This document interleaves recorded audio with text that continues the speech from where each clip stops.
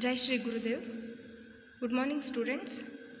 In previous class we learned about the air, and today class we are going to learn about water. We need water to live. We mainly used water for drinking. Water has many other uses too. Which are the sources of water? Yes, river, pond, lake and well. Where we get water in the river? Yes, in a rainwater.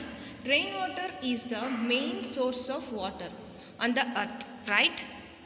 ಅಂದರೆ ನಮಗೆ ನೀರು ಎಲ್ಲಿಂದ ಸಿಗುತ್ತೆ? ಮಳೆಯಿಂದ ಸಿಗುತ್ತೆ ಅಲ್ವಾ? ಆಮೇಲೆ ಯಾವುದು ಸೋರ್ಸಸ್ಸು ನೀರಿಗೆ? ರಿವರ್ಸು, ಲೇಕ್, ಪಾಂಡ್ ಈ ಥರ ಇರುತ್ತೆ. ಬಟ್ ರೈನ್ ವಾಟರ್ ನಮಗೆ ಡೈರೆಕ್ಟಾಗಿ ಕುಡಿಯೋಕ್ಕೆ ಆಗಲ್ಲ ಅಲ್ವಾ? It contain more impurities, right? For example sand, dirt and mud germs. ಈ ಥರ ಏನೇನಿರುತ್ತೆ ನೀರಲ್ಲಿ? ರೈನ್ ವಾಟರ್ನ ನಾವು ಡೈರೆಕ್ಟಾಗಿ ಕುಡಿಯೋಕ್ಕಾಗಲ್ಲ, ಪ್ಯೂರ್ ಮಾಡ್ಕೊಂಡೆ ಕುಡಿಬೇಕು. ಅದರಲ್ಲಿ ಇಲ್ಲಾಂದರೆ ಏನೇನಿರುತ್ತೆ? ಜರ್ಮ್ಸ್ ಇರುತ್ತೆ, ಡಸ್ಟ್ ಇರುತ್ತೆ, ಆಮೇಲೆ ಮಡ್ ಇರುತ್ತೆ. ಅದಕ್ಕೋಸ್ಕರ ನಾವು ನೀರನ್ನ ಪ್ಯೂರ್ ಮಾಡ್ಕೊಂಡು ಕುಡಿಬೇಕು. We can these substance impurities, ಅಂದರೆ ಇದನ್ನೆಲ್ಲ ನಾವೇನಂತ ಹೇಳ್ತೀವಿ? ಇಂಪ್ಯೂರಿಟೀಸ್. ಇಂಪ್ಯೂರಿಟೀಸ್ ಅಂದರೆ ಯಾವ್ಯಾವ ಥರ ನೀರಲ್ಲಿ ಇಂಪ್ಯೂರ್ ಆಗಿರುತ್ತಲ್ವಾ ನೀರು, ಅದಕ್ಕೆ ಇಂಪ್ಯೂರಿಟೀಸ್ ಅಂತ ಕರಿತೀವಿ. Impurities are of two types: soluble impurities and insoluble impurities. Soluble impurities ಅಂದರೆ ಯಾವುದು ನೀರಲ್ಲಿ ಕರಗುತ್ತಲ್ಲ ಅದು soluble impurities. Soluble are the one that dissolve in water, ಅಂದರೆ ನೀರಲ್ಲಿ ಕರಗೋ ಅಂಥದನ್ನು ಸಾಲ್ಯುಬಲ್ ಇಂಪ್ಯೂರಿಟೀಸ್ ಅಂತೀವಿ. For example salt. Next insoluble impurities. Insoluble impurities are the one that does not dissolve in the water, ಅಂದರೆ ನೀರಲ್ಲಿ ಯಾವುದು ಕರಗೋದಿಲ್ಲ ಅದನ್ನು ನಾವು ಇನ್ಸಾಲ್ಯುಬಲ್ ಇಂಪ್ಯೂರಿಟೀಸ್ ಅಂತ ಕರಿತೀವಿ. For example mud and sand ಅಲ್ವಾ? ನೀರಲ್ಲಿ ಮಡ್ಡು ಮತ್ತು ಸ್ಯಾಂಡ್ ಎಲ್ಲರ ಕರಗುತ್ತಾ? ಇಲ್ಲ ಅಲ್ವಾ? ಮಡ್ ಅಂದರೆ ಮಣ್ಣು, ಸ್ಯಾಂಡ್ ಅಂದರೆ ಮರಳು, ಕರಗೋದಿಲ್ಲ. ನಮಗೀಗ ನೀರನ್ನು ಪ್ಯೂರ್ ಮಾಡ್ಕೊಂಡು ಕುಡಿಬೇಕು. ಏನು ಯೂಸ್ ಮಾಡ್ತೀವಿ ಪ್ಯೂರ್ ಮಾಡೋಕ್ಕೆ? ಇಲ್ಲಿ ಹೇಳಿದರೆ removing the impurities from the water. ಯಾವ ಥರ ಇಂಪ್ಯೂರಿಟೀಸ್ ಅಂದರೆ ನೀರಲ್ಲಿರೋವಂಥ ಸ್ಯಾಂಡ್ ಆಗಲಿ, ಮಡ್ ಆಗಲಿ, ಜಮ್ಸನ್ನಾಗಲಿ ಯಾವ ಥರ ನಾವು ತೆಗಿಬೇಕು ಅಂತ ಇಲ್ಲಿ ಹೇಳಿದ್ದಾರೆ. Different methods are use to remove soluble and insoluble impurities from the water.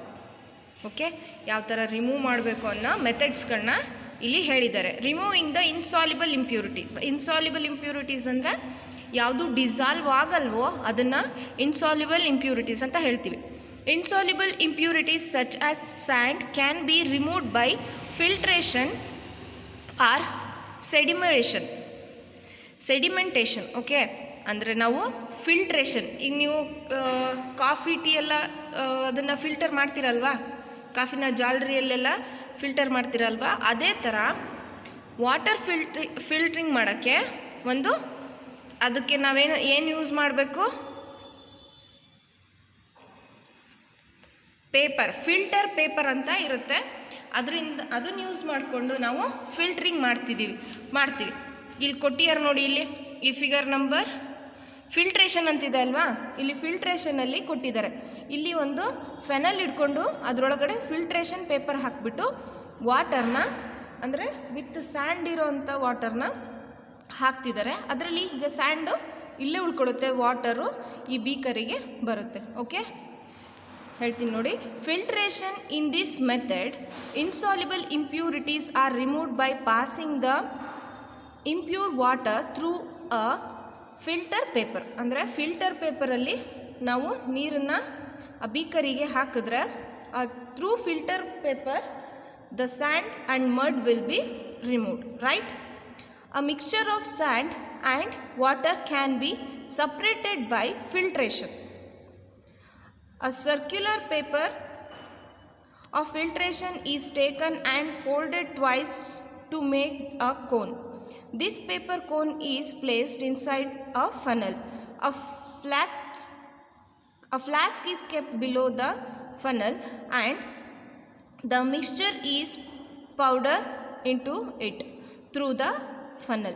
Sand is retained on the filter paper and clean water is obtained in the flask. ಅಂದರೆ ಕ್ಲೀನ್ ವಾಟರು ನಮಗೆ ಆ ಫ್ಲಾಸ್ಕ್ ಒಳಗೆ ಬಂದು ಸೇರುತ್ತೆ. Okay, next sedimentation and decantation. It involves the following steps. ಅಂದರೆ ಸೆಡಿಮೆಂಟೇಷನ್ಗೆ ಯಾವ್ಯಾವ steps ಬರುತ್ತೆ ಇಲ್ಲಿ ತೋರಿಸಿದ್ದಾರೆ ಅಂತ ಹೇಳಿದ್ದಾರೆ. Next the mixture of insoluble impurities, for example mud and water is allowed to the sand undisturbed in a beaker. ಅಂದರೆ ಒಂದು ಲೋಟದಲ್ಲಿ ನೀವೇನು ಮಾಡಬೇಕು, ನೀರನ್ನು ಹಾಕಿಡಬೇಕು. ಅಂದರೆ ಸ್ಯಾಂಡು ಮತ್ತು ಮಡ್ಡು ಮಿಕ್ಸ್ ಆಗಿರೋಂಥ ನೀರನ್ನು ಒಂದು ಬೀಕರಲ್ಲಿ ಹಾಕಿಟ್ಟು ಅದನ್ನು without disturbing you have to keep one side. Okay, after some time the mud settle down at the bottom of the container as a sediment. This process is called sedimentation. ಅಂದರೆ ಒಂದು ಸ್ವಲ್ಪ ಹೊತ್ತು ಬಿಟ್ಟ ಮೇಲೆ ಏನಾಗುತ್ತೆ, ನೀರು ಬೀಕರ್ ಕೆಳಗಡೆ ಬಂದು ನೀರು ಮೇಲೆ ತೇಲ್ತಾ ಇರುತ್ತೆ ಮತ್ತು ಏನು ಮಟ್ಟಿದೆ ಅದು ಸೆಡಿಮೆಂಟ್ ಆಗಿ ಕೆಳಗಡೆ ಇರುತ್ತೆ, ಕೆಳಗಡೆ ಪಾರ್ಟಿಕಲ್ಸ್ ಆಗಿ ಉಳ್ಕೊಳ್ಳುತ್ತೆ. ನೆಕ್ಸ್ಟ್ ಅದನ್ನೇನು ಮಾಡ್ತೀವಿ, next we have to move that clean water into other beaker, right? Clean water can then be slowly powdered out into a separate container without disturbing the sediment. This process is called decantation. ಅಂದರೆ ಅದನ್ನು ಸ್ವಲ್ಪನೂ ಅದನ್ನು disturb ಮಾಡ್ದೇ ಆ ವಾಟರ್ನ ಒಂದು ಬೀಕರಿಂದ ಇನ್ನೊಂದು ಬೀಕರ್ಗೆ ಹಾಕಿದ್ರೆ ಆ ವಾಟರು ಕ್ಲೀನಾಗಿ ಇರುತ್ತೆ ಅಂತ. Next, this rate of sedimentation can be improved by adding special chemicals such as alum. This process is called loading.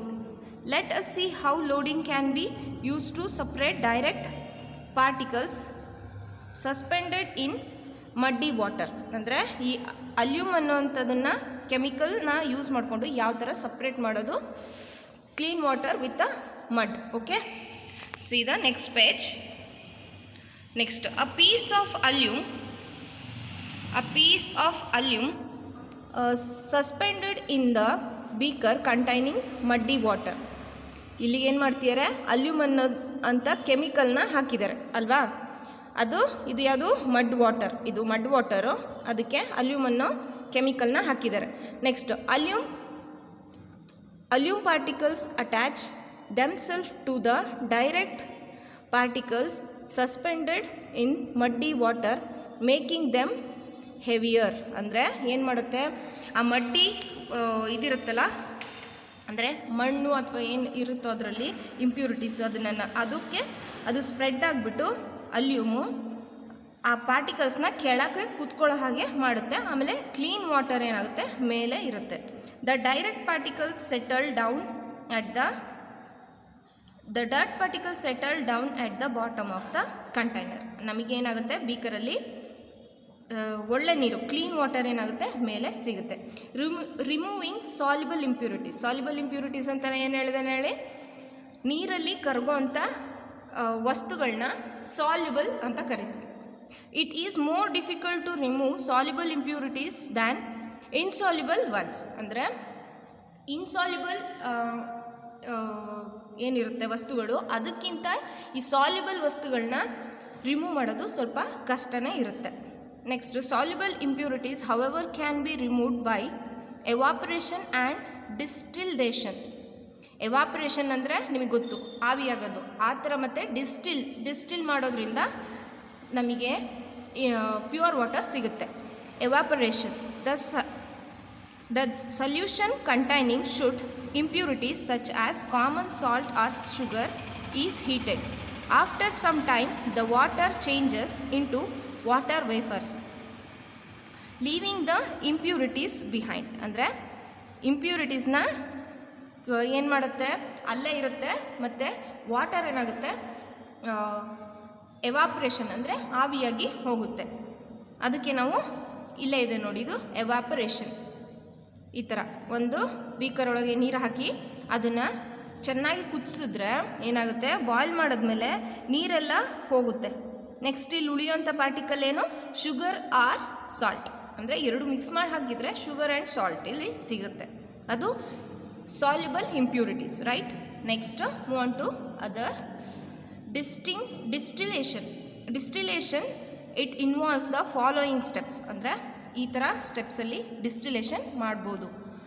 Impure water is taken in a round bottom flask and heated. ಇಲ್ಲಿ ಏನಿದೆ, impure water ಇದೆ. Impure water ಅದಕ್ಕೆ ಒಂದು ಬರ್ನೆಲ್ಲ ಇಟ್ಟಿದ್ದಾರೆ. ಅದನ್ನೇನು ಮಾಡ್ತಾರೆ ಅವರು, ಬಾಯ್ಲ್ ಮಾಡ್ತಾರೆ. Next, on heating water changes into water vapours and the impurities are left behind. When water vapours passes through the condenser it cools and turns into water again. ಅಂದರೆ ಏನು ಮಾಡುತ್ತೆ ಇದರಲ್ಲಿ, when we start to heat this water, the water vapors are going to this funnel and it will be cooling the water, right.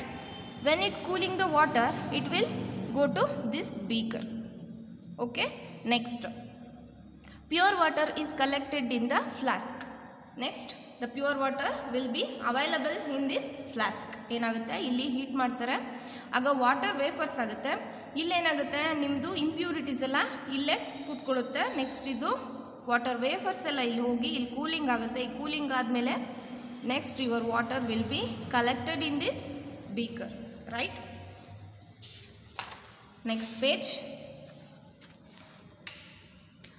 The water is collected at the distillation is called distilled water.